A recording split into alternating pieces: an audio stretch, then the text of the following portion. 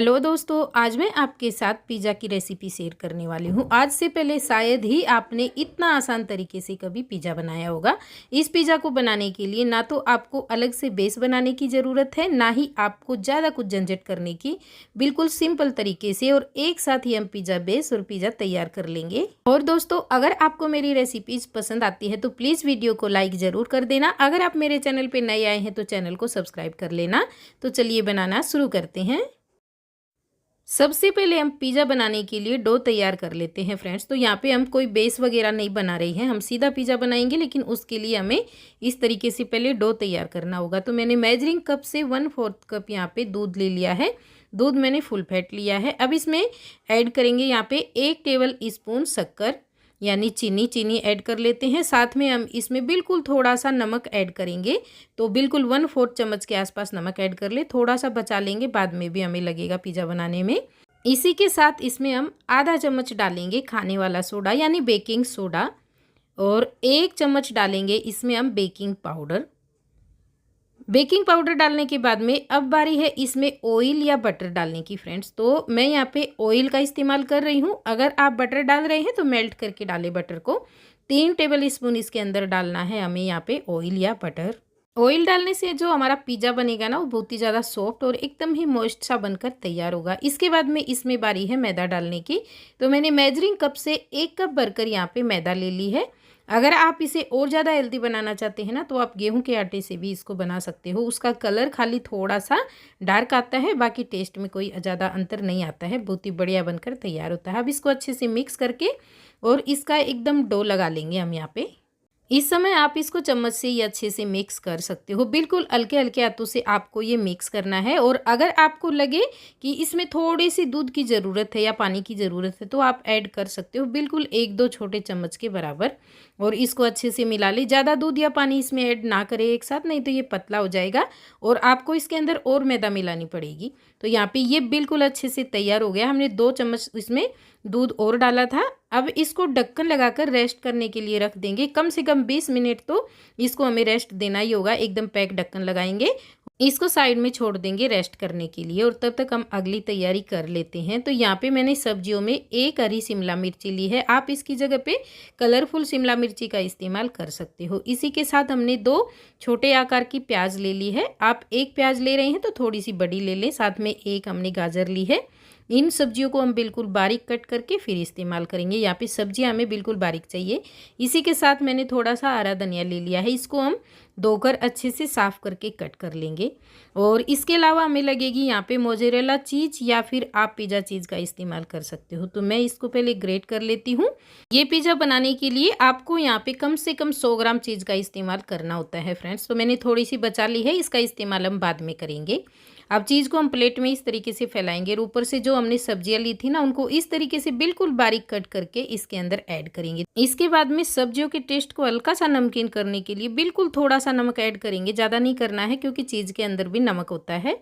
इसके बाद में डालेंगे थोड़ा सा काली मिर्ची का पाउडर। मैंने यहाँ पे 1/4 चम्मच के आसपास काली मिर्ची का पाउडर लिया है। ये डाल लेंगे, आप अपने टेस्ट के अनुसार डालें। साथ में डालेंगे आधा छोटा चम्मच यहाँ पे कलौंजी यानी ओनियन सीड। 1 छोटा चम्मच डालेंगे यहाँ पे सफ़ेद तिल यानी सेसमी सीड। और साथ में थोड़ा सा लेंगे ओरिगेनो और थोड़ा सा लेंगे रेड चिली फ्लेक्स। ओरिगेनो और चिली फ्लेक्स आप बाद में भी ऐड कर सकते हो अगर अभी नहीं करना है तो। इसके बाद में डालेंगे यहाँ पे हरा धनिया। हमने इसको अच्छे से बारीक कट कर लिया है। धनिया डालने के बाद में अब इसको हमें बिल्कुल अच्छे से मिला कर लेना है चीज़, और ये जो सब्जियां हैं बिल्कुल अच्छे से मिल जाएं। यहाँ पे अगर आपको चीज़ की मात्रा कम लगे तो आप ग्रेट करके और डाल सकते हो। तो यहाँ पे हमने इनको बिल्कुल अच्छे से मिला लिया है और ये देखिए कैसे अच्छे से बाइंड हो रही है। अब यहाँ पे ये जो सब्जियों का मिश्रण है चीज़ वाला, इसको हमें 2 पोर्शन में बांट लेना है। एक थोड़ा सा कम रखेंगे और एक में ज़्यादा रखेंगे, यानी जो हमने कम रखा है उससे डबल हमें ज़्यादा वाला रखना है फ्रेंड्स। तो ये तैयार हो चुका है, इसको साइड में रखते हैं।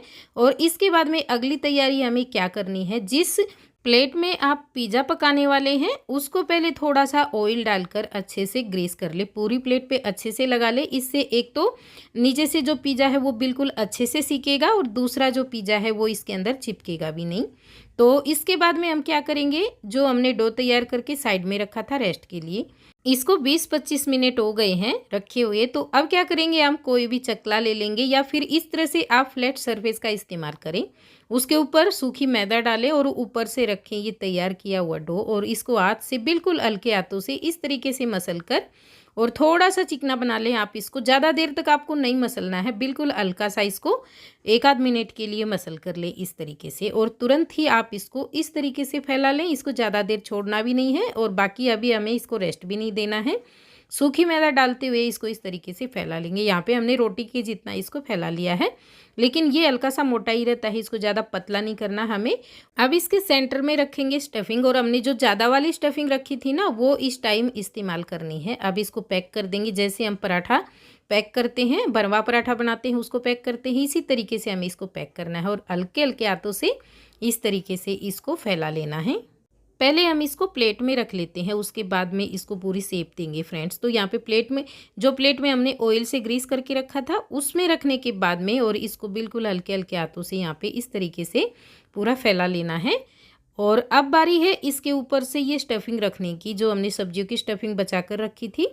लेकिन इससे पहले हम इसके स्वाद को और ज़्यादा बढ़ाने के लिए यहाँ पे 2 छोटे चम्मच डालेंगे पिज़्ज़ा सॉस, और इसको पूरे पिज़्ज़ा बेस के ऊपर बिल्कुल अच्छे से लगा लेंगे इस तरीके से। ऊपर से डालेंगे चीज़ जो हमने बचा के रखी थी, उसको ग्रेट करके डाल लेंगे, और फिर ये जो स्टफिंग हमने बचा कर रखी थी ना, इसको हम ऊपर से इस तरीके से बिल्कुल हाथ से अच्छे से डाल लेंगे। उसके बाद में थोड़ा सा ओरिगेनो और चिली फ्लेक्स डालेंगे। अब ये जो पिज़्ज़ा है ना हमारा सीखने के लिए बिल्कुल तैयार है।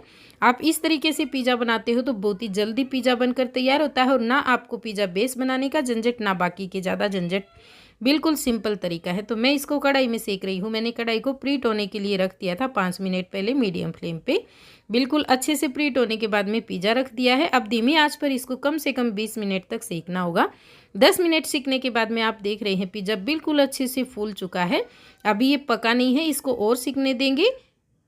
एक बार आपको जल्दी से ढक्कन उठाकर थोड़ा सा मैं आपको दिखा देती हूँ ये किस तरह का फूल कर तैयार हुआ। बिल्कुल मोटा फूला है ये देखिए। इसको ज़्यादा देर ढक्कन को खुला नहीं रखेंगे, नहीं तो पकने में टाइम लगेगा। इसको 20 मिनट तक हमने पका लिया है, और पकाने के बाद में हम इसको टूथपिक लेकर इस तरीके से चेक करेंगे। ये देखिए बिल्कुल क्लीन निकली है, यानी ये अच्छे से पक चुका है। और अब इसको हम इस तरीके से चाकू से उठाकर नीचे से भी चेक कर लेंगे ये सिका है या नहीं। तो बिल्कुल अच्छे से सिका है। अगर आपको ये कच्चा लगे तो आप 1-2 मिनट और सेक लें इसको, लेकिन ये बिल्कुल अच्छे से पक चुका है। मैं इसको निकाल लेती हूँ। निकालने के बाद में मैं आपको कट करके दिखाती हूँ ये कितना बढ़िया पिज़्ज़ा बनकर तैयार हुआ है। और इसको बनाने में आपको बेस वगैरह बनाने का झंझट भी नहीं रहता है, बाजार से लाने का। बहुत ही बढ़िया पिज़्ज़ा बनकर तैयार होता है। आप एक बार बना लेंगे तो बार बार बनाने वाले हैं फ्रेंड्स। एक बार जरूर ट्राई करना। और फ्रेंड्स, अगर आपको मेरे वीडियोस पसंद आते हैं ना, तो प्लीज़ वीडियो को लाइक ज़रूर कर दिया करो। आप लाइक करना भूल जाते हैं।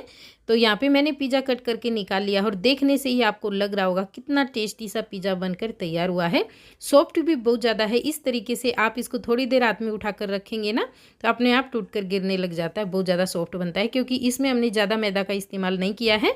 मैदा बिल्कुल कम ली थी, और ढेर सारी सब्जियों और चीज़ के साथ में बिल्कुल ही टेस्टी और हेल्दी सा पिज़्ज़ा बनाकर तैयार किया है, वो भी कढ़ाई में। तो आप ज़रूर बनाना, और पसंद आता है तो वीडियो को लाइक कर देना, शेयर कर देना, और मेरे चैनल पर नए आए हैं तो चैनल को सब्सक्राइब कर लेना। वीडियो देखने के लिए आपका बहुत बहुत धन्यवाद।